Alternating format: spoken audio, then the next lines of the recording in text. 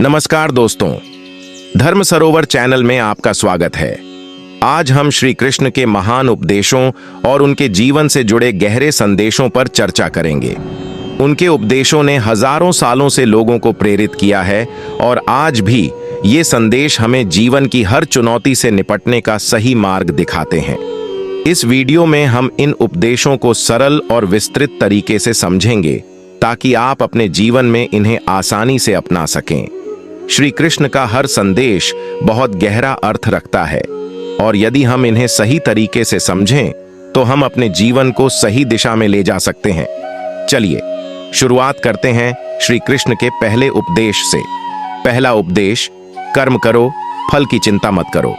श्री कृष्ण का सबसे प्रसिद्ध और महत्वपूर्ण उपदेश है, कर्म करो और फल की चिंता मत करो। यह उपदेश हमें सिखाता है कि हमें अपने कार्यों पर ध्यान देना चाहिए, लेकिन उनके परिणाम की चिंता नहीं करनी चाहिए। हमारे हाथ में सिर्फ कर्म करना है, परिणाम हमारे हाथ में नहीं होता। आज के समय में हम सभी परिणामों पर ज्यादा ध्यान देते हैं। हम मेहनत करते हैं और उसके तुरंत बाद सफलता की उम्मीद करते हैं। अगर परिणाम हमारे अनुकूल नहीं आता तो हम निराश हो जाते हैं। श्री कृष्ण का यह उपदेश हमें सिखाता है कि हमें केवल अपने काम को पूरी निष्ठा और ईमानदारी से करना चाहिए। परिणाम की चिंता करने से हम अपने काम में पूरी तरह से ध्यान नहीं दे पाते। जब हम अपने काम को बिना किसी फल की चिंता के करते हैं तो वह कर्म अधिक सार्थक होता है। हमारे जीवन में तनाव और निराशा तभी आते हैं जब हम परिणामों के बारे में ज्यादा सोचते हैं। एक छात्र को लें जो परीक्षा की तैयारी कर रहा है।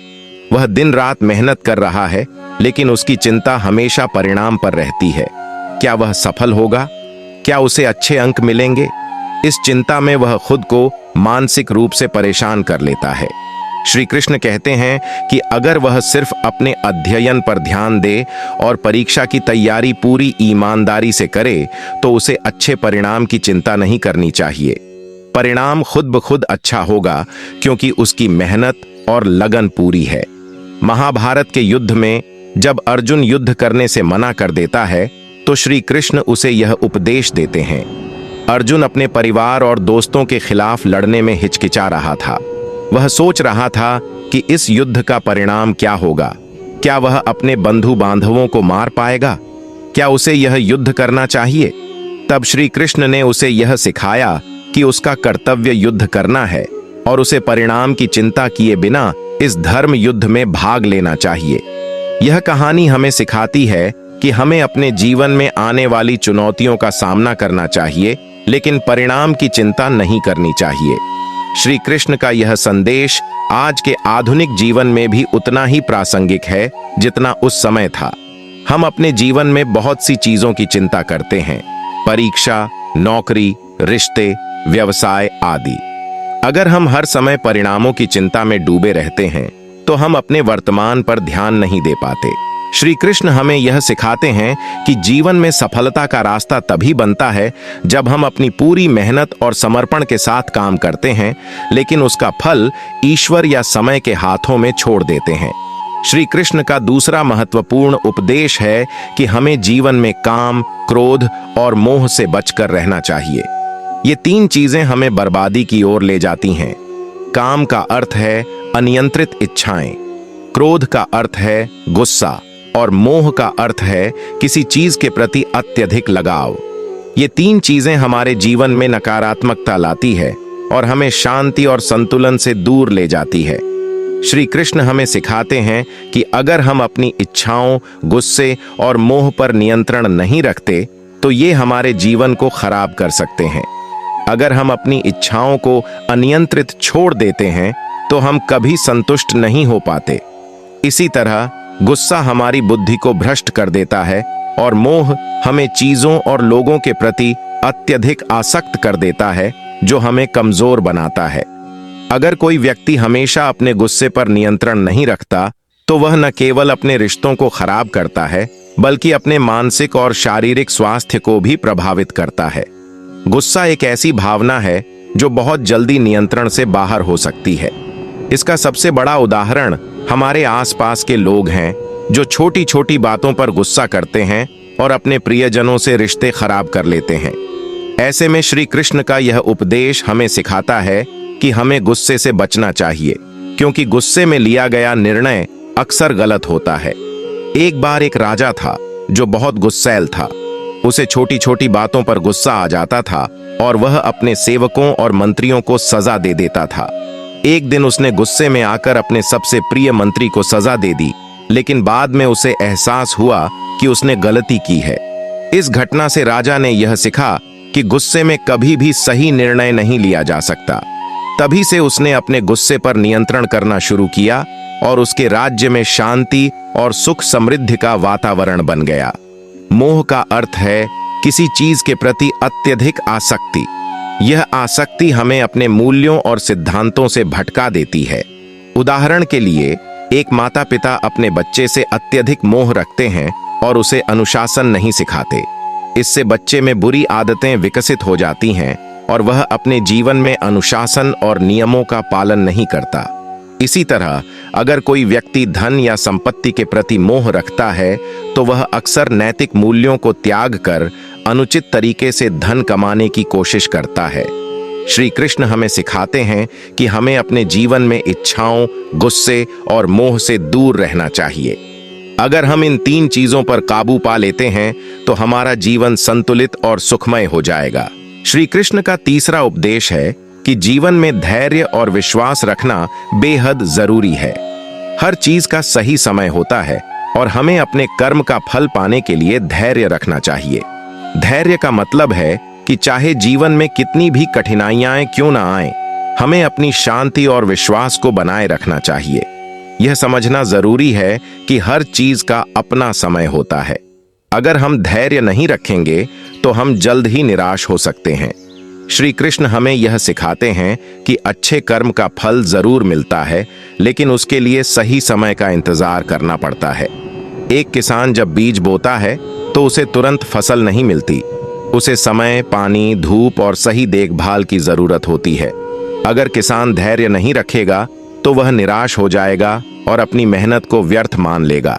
लेकिन अगर वह धैर्य रखता है तो उसे सही समय पर अपनी मेहनत का फल जरूर मिलेगा। एक बार एक युवक साधु के पास गया और कहा, मैं बहुत मेहनत करता हूं, लेकिन फिर भी मुझे सफलता नहीं मिलती। मैं कब तक इंतजार करूं? साधु उसे नदी के किनारे ले गए और एक पत्थर उठाकर पानी में फेंक दिया।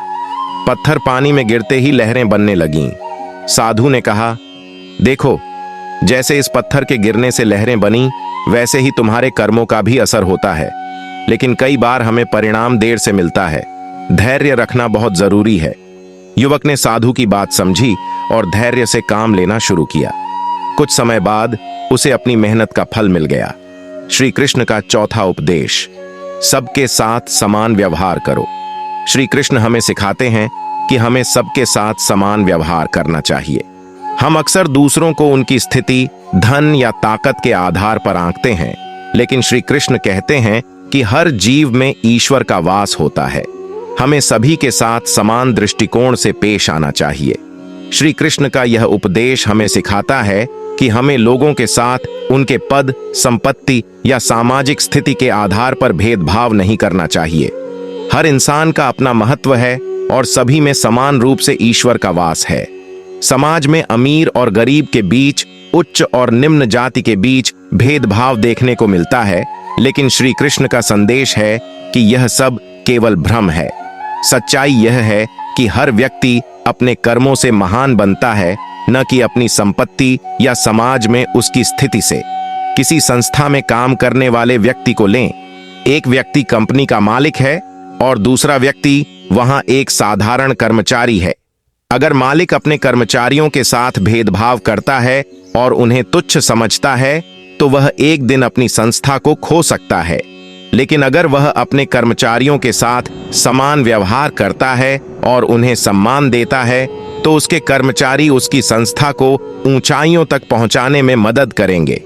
श्री कृष्ण का यही संदेश है कि हमें हर किसी के साथ सम्मान और समानता का व्यवहार करना चाहिए, चाहे वह अमीर हो या गरीब। एक बार एक संत के पास एक राजा और एक साधारण किसान मिलने आए। संत ने दोनों का स्वागत एक ही तरह से किया। राजा को यह बात बुरी लगी और उसने संत से पूछा, आपने मेरे और इस साधारण किसान के साथ एक जैसा व्यवहार क्यों किया? संत ने मुस्कुराते हुए जवाब दिया, राजन, जब आप और यह किसान दोनों मेरे पास आए तो मैंने आप दोनों में कोई अंतर नहीं देखा, क्योंकि आप दोनों में ईश्वर का वास है। आपकी पदवी और संपत्ति केवल इस दुनिया तक सीमित हैं, लेकिन ईश्वर की दृष्टि में हम सभी समान हैं। इस कहानी से हमें यह सीखने को मिलता है कि हमें हर किसी के साथ समान दृष्टिकोण रखना चाहिए, क्योंकि सभी जीवों में ईश्वर का वास है। श्री कृष्ण का 5वां उपदेश, जीवन में समय का महत्व समझो। श्री कृष्ण का एक और महत्वपूर्ण संदेश है कि हमें समय की कीमत समझनी चाहिए। समय से बड़ी कोई चीज नहीं है, और अगर हम समय का सही उपयोग नहीं करते तो हमें इसका खामियाजा भुगतना पड़ता है। रुकता नहीं है, यह हमेशा आगे बढ़ता रहता है, और अगर हम इसे सही तरीके से नहीं अपनाते तो हम पीछे रह जाते हैं। श्री कृष्ण का यह संदेश हमें सिखाता है कि हमें अपने जीवन में हर क्षण का सही इस्तेमाल करना चाहिए। कई बार हम सोचते हैं कि हमारे पास बहुत समय है और हम अपने महत्वपूर्ण कामों को टाल देते हैं, लेकिन जैसे ही समय बीत जाता है हमें यह एहसास होता है कि हमने समय को व्यर्थ गंवा दिया। सोचिए, एक छात्र परीक्षा की तैयारी कर रहा है, लेकिन वह हर दिन अपनी पढ़ाई को टालता जा रहा है। जब परीक्षा का दिन आ जाता है तो उसे यह एहसास होता है कि उसने अपने समय का सही उपयोग नहीं किया। परिणाम स्वरूप वह परीक्षा में असफल हो जाता है। अगर वह अपने समय का सही उपयोग करता और नियमित रूप से पढ़ाई करता तो उसे इस परेशानी का सामना नहीं करना पड़ता। श्री कृष्ण का यह उपदेश हमें यह सिखाता है कि हमें अपने जीवन में समय का महत्व समझना चाहिए और इसे व्यर्थ नहीं जाने देना चाहिए। एक बार एक बूढ़े व्यक्ति ने एक युवा से कहा, समय सबसे कीमती चीज है। अगर एक बार समय निकल गया तो वह कभी वापस नहीं आता। इसलिए हमें अपने जीवन में हर क्षण का सही उपयोग करना चाहिए। यह कहानी हमें यह सिखाती है कि हमें अपने जीवन के हर क्षण को महत्व देना चाहिए और इसे बेकार नहीं गंवाना चाहिए। श्री कृष्ण का यह संदेश आधुनिक जीवन में बेहद महत्वपूर्ण है, क्योंकि आज के समय में हम अक्सर अपना समय बेवजह की चीजों में गंवा देते हैं। हमें यह समझना चाहिए कि समय सबसे मूल्यवान चीज है, और अगर हम इसका सही उपयोग नहीं करते तो हमें बाद में पछताना पड़ता है। श्री कृष्ण का 6ठा उपदेश, मन को नियंत्रित करो। श्री कृष्ण का एक और महत्वपूर्ण उपदेश है कि हमें अपने मन पर नियंत्रण रखना चाहिए। मन बहुत चंचल होता है, और अगर इसे नियंत्रित नहीं किया गया तो यह हमें गलत रास्तों पर ले जा सकता है। श्री कृष्ण हमें यह सिखाते हैं कि हमारा मन हमारे विचारों, भावनाओं और क्रियाओं का केंद्र है। अगर हम अपने मन को सही दिशा में नहीं ले जाते तो यह हमें भ्रम और नकारात्मकता की ओर ले जा सकता है। मन पर नियंत्रण रखने का मतलब है कि हमें अपने विचारों और भावनाओं पर ध्यान देना चाहिए और उन्हें सही दिशा में मोड़ना चाहिए। अगर हमारा मन स्थिर और शांत है तो हम अपने जीवन के हर पहलू को सही तरीके से देख सकते हैं और सही निर्णय ले सकते हैं। लेकिन अगर हमारा मन अशांत है तो हम अपने जीवन में भ्रमित और असंतुलित हो जाते हैं। अगर किसी व्यक्ति का मन हमेशा नकारात्मक विचारों से भरा रहता है तो वह अपने जीवन में कभी खुश नहीं रह सकता। उसका मन उसे हमेशा परेशान और चिंतित रखेगा और वह अपने कामों में भी सफल नहीं हो पाएगा। लेकिन अगर वह अपने मन को सकारात्मकता और शांति की ओर ले जाता है तो उसका जीवन भी सुखमय हो जाएगा। एक बार एक संत के पास एक व्यक्ति आया और उसने कहा, मेरा मन बहुत अशांत रहता है, मैं कभी भी शांति से नहीं रह पाता। क्या आप मुझे कोई उपाय बता सकते हैं? संत ने मुस्कुराते हुए कहा, तुम्हारा मन एक बंदर की तरह है जो हमेशा इधर उधर कूदता रहता है। अगर तुम इसे काबू में लाना चाहते हो तो तुम्हें इसे सही दिशा में ले जाना होगा। ध्यान और योग का अभ्यास करो और धीरे धीरे तुम्हारा मन शांत हो जाएगा। यह कहानी हमें सिखाती है कि हमें अपने मन पर नियंत्रण रखना चाहिए और इसे सही दिशा में ले जाना चाहिए ताकि हमारा जीवन सुखमय और शांतिपूर्ण हो सके। श्री कृष्ण का 7वां उपदेश, सच्ची भक्ति और समर्पण करो। श्री कृष्ण का एक और महत्वपूर्ण उपदेश है कि हमें सच्ची भक्ति और समर्पण के साथ जीवन जीना चाहिए। भक्ति का अर्थ है ईश्वर के प्रति पूरी तरह से समर्पित होना और निस्वार्थ भाव से उनकी आराधना करना। भक्ति का मतलब सिर्फ पूजा और अनुष्ठान करना नहीं है, बल्कि इसका मतलब है कि हमें अपने जीवन के हर पहलू में ईश्वर के प्रति समर्पित रहना चाहिए। सच्ची भक्ति वह है जब हम निस्वार्थ भाव से ईश्वर को याद करते हैं और उनके प्रति समर्पित रहते हैं। श्री कृष्ण कहते हैं कि जो व्यक्ति सच्चे मन से भक्ति करता है वह हमेशा ईश्वर के करीब रहता है और उसे जीवन में किसी भी चीज की कमी नहीं होती।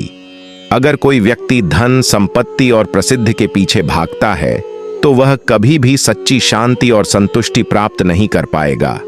लेकिन अगर वह ईश्वर के प्रति समर्पित रहकर निस्वार्थ भाव से कर्म करता है तो उसे जीवन में सब कुछ प्राप्त हो जाएगा। एक बार एक भक्त ने श्री कृष्ण से पूछा, हे प्रभु, सच्ची भक्ति क्या है? श्री कृष्ण ने कहा, सच्ची भक्ति वह है जब तुम मुझे निस्वार्थ भाव से याद करते हो, बिना किसी फल की इच्छा के। जब तुम्हारा मन, वचन और कर्म पूरी तरह से मेरी आराधना में लीन हो जाते हैं, तभी तुम सच्चे भक्त बनते हो। श्री कृष्ण का 8वां उपदेश, निस्वार्थ कर्म करो।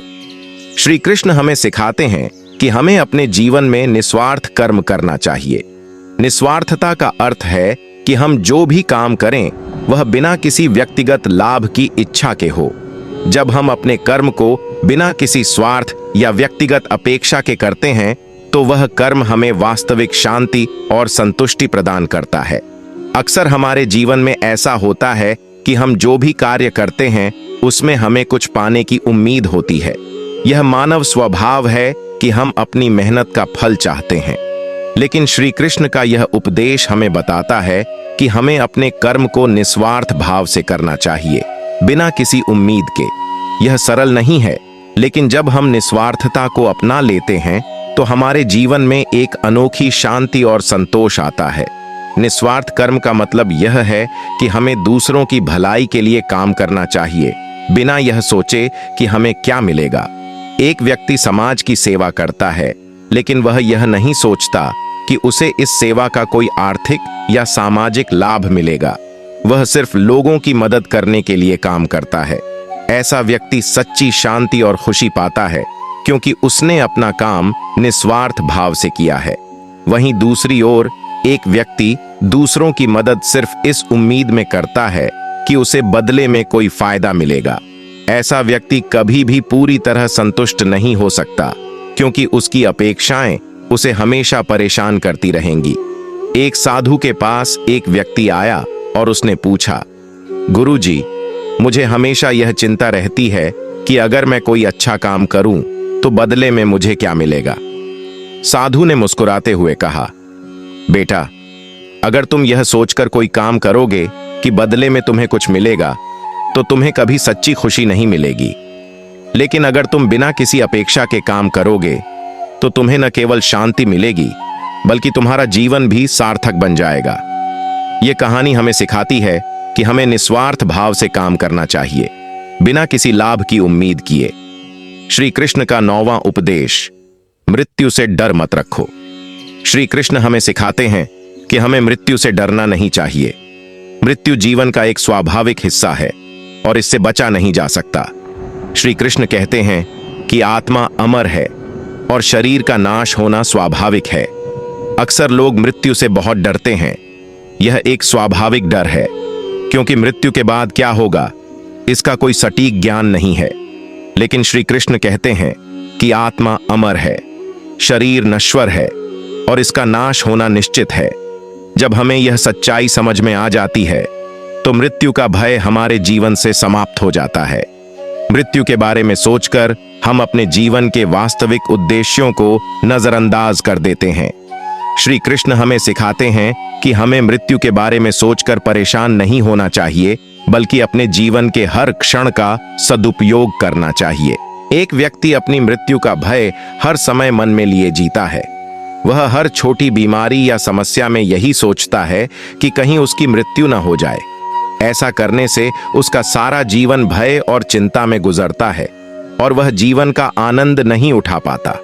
वहीं दूसरी ओर एक व्यक्ति श्री कृष्ण के उपदेश को अपनाता है और यह समझता है कि मृत्यु केवल शरीर का अंत है, आत्मा का नहीं।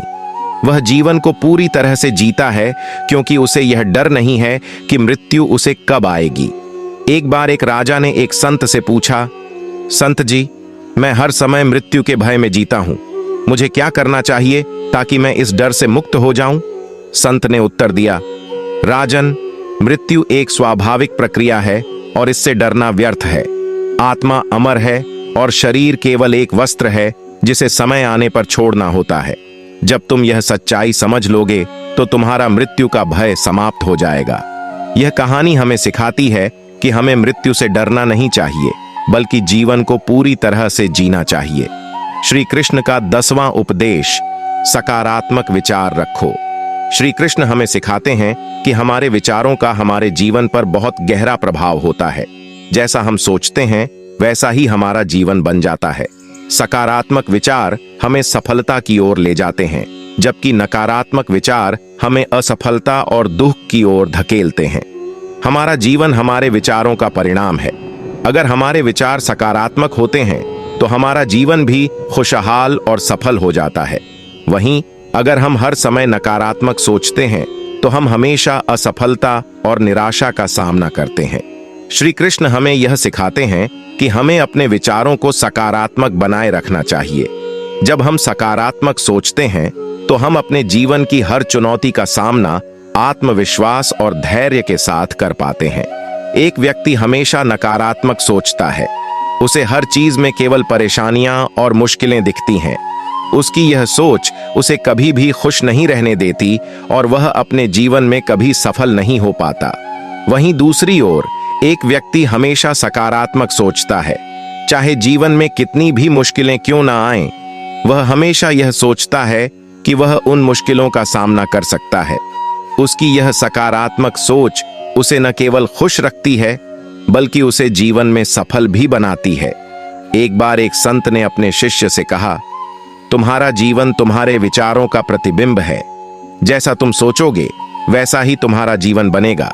अगर तुम हमेशा सकारात्मक सोचोगे तो तुम्हारा जीवन सफल और खुशहाल होगा, लेकिन अगर तुम नकारात्मक सोचोगे तो तुम्हें हमेशा दुख और असफलता का सामना करना पड़ेगा। यह कहानी हमें सिखाती है कि हमें हमेशा सकारात्मक विचार रखने चाहिए, क्योंकि हमारे विचार ही हमारे जीवन की दिशा निर्धारित करते हैं। श्री कृष्ण का 11वां उपदेश, धन का मोह छोड़ो। श्री कृष्ण हमें सिखाते हैं कि धन का मोह हमें गलत रास्ते पर ले जाता है।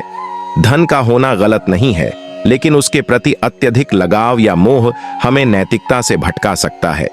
हमें धन को केवल एक साधन समझना चाहिए, न कि जीवन का उद्देश्य। धन का जीवन में एक महत्वपूर्ण स्थान है, लेकिन अगर हम धन के पीछे दौड़ते हैं और उसे ही जीवन का मुख्य उद्देश्य बना लेते हैं तो हम अपने असली लक्ष्यों से भटक जाते हैं। श्री कृष्ण कहते हैं कि हमें धन के प्रति अत्यधिक आसक्ति नहीं रखनी चाहिए।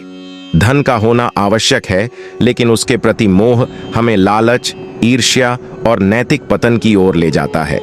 एक व्यापारी बहुत सारा धन कमाता है, लेकिन वह हमेशा और अधिक पाने की चाह में रहता है।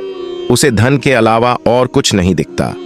उसकी यह धन के प्रति आसक्ति उसे अंततः एकांत और दुख की ओर ले जाती है, क्योंकि उसने अपने रिश्तों और नैतिक मूल्यों को त्याग दिया था। वहीं दूसरी ओर एक दूसरा व्यापारी भी धन कमाता है, लेकिन वह इसे अपने और समाज के कल्याण के लिए उपयोग करता है।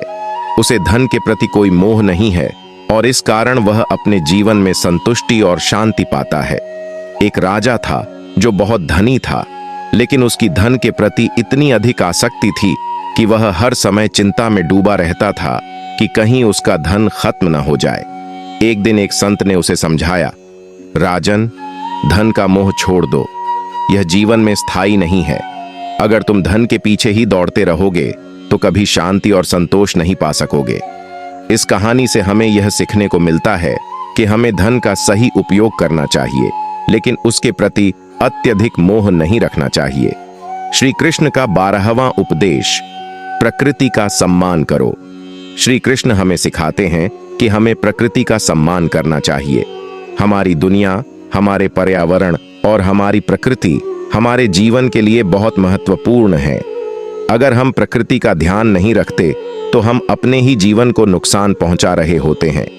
आज के समय में जब पर्यावरणीय समस्याएं बढ़ रही हैं, श्री कृष्ण का यह उपदेश और भी प्रासंगिक हो जाता है। हमें यह समझना चाहिए कि हम प्रकृति से अलग नहीं हैं, बल्कि उसका हिस्सा है। अगर हम प्रकृति का सम्मान नहीं करेंगे और उसका दोहन करेंगे तो इसका असर हमारे जीवन पर भी पड़ेगा। अगर हम पर्यावरण को नुकसान पहुंचाते हैं, जैसे कि पेड़ों को काटते हैं, नदियों को गंदा करते हैं या प्राकृतिक संसाधनों का अत्यधिक उपयोग करते हैं, तो इसका परिणाम हमें ही भुगतना पड़ता है। वहीं अगर हम प्रकृति का सम्मान करते हैं, उसे सुरक्षित रखते हैं, तो यह न केवल हमारे लिए बल्कि आने वाली पीढ़ियों के लिए भी एक बेहतर भविष्य सुनिश्चित करता है। एक गांव में एक किसान था जो हमेशा अपने खेत और पर्यावरण का ध्यान रखता था। वह कभी भी बिना जरूरत के पेड़ नहीं काटता था और अपनी फसलों के लिए प्राकृतिक तरीकों का उपयोग करता था। उसके खेत में हमेशा अच्छी फसल होती थी, जबकि उसके आसपास के किसान जो प्रकृति का सम्मान नहीं करते थे, उन्हें अक्सर परेशानियों का सामना करना पड़ता था। यह कहानी हमें सिखाती है कि हमें प्रकृति का सम्मान करना चाहिए और उसकी रक्षा करनी चाहिए। तो दोस्तों, श्री कृष्ण के उपदेश हमें जीवन के हर पहलू में मार्गदर्शन देते हैं। चाहे वह कर्म करने की बात हो, मृत्यु का भय हो, धन का मोह हो या फिर प्रकृति का सम्मान, श्री कृष्ण के उपदेश हमें सिखाते हैं कि कैसे हम एक संतुलित, शांतिपूर्ण और सफल जीवन जी सकते हैं।